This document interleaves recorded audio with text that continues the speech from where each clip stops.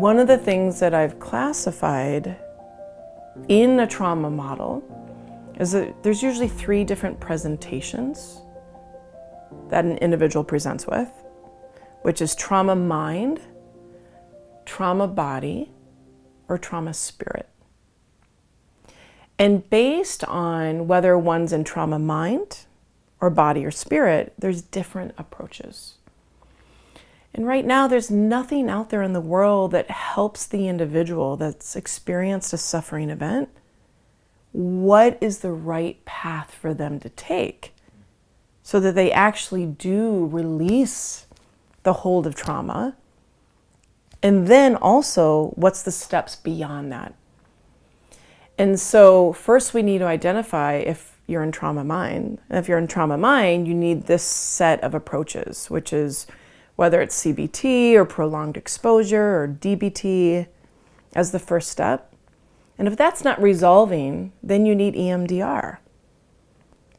EMDR actually works on finalizing and stabilizing the individual. So finalizing the trauma, so it's in the past, and then stabilizing the individual so they can go forward, okay?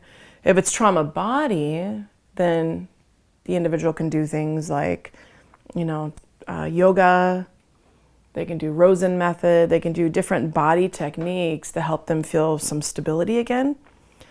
But if the trauma is still regulating their nervous system rather than they regulating the trauma, then they need something deeper like somatic experiencing or sensory motor therapy. And if there's traumatized spirit happening, which is where the person has no sense of self, they're so traumatized they have no sense of self, or they've lost their sense of being in the world. What does it mean even to be in a world with other human beings? Then they might need something like ego state therapy or IFS, internal family systems. And then if that's not resolving, then they need something deeper like brain spotting or generational brain spotting.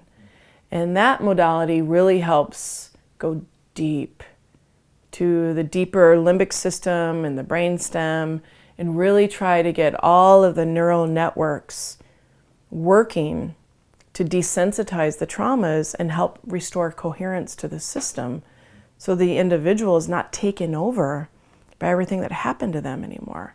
But they usually need a really deep approach like brain spotting. So, but in order to thrive, we still need something beyond all of those things, whether it's EMDR, somatic experiencing, or brain spotting. There needs to be something beyond that where we then return to you again and say, okay, you're feeling better now. You're functioning now.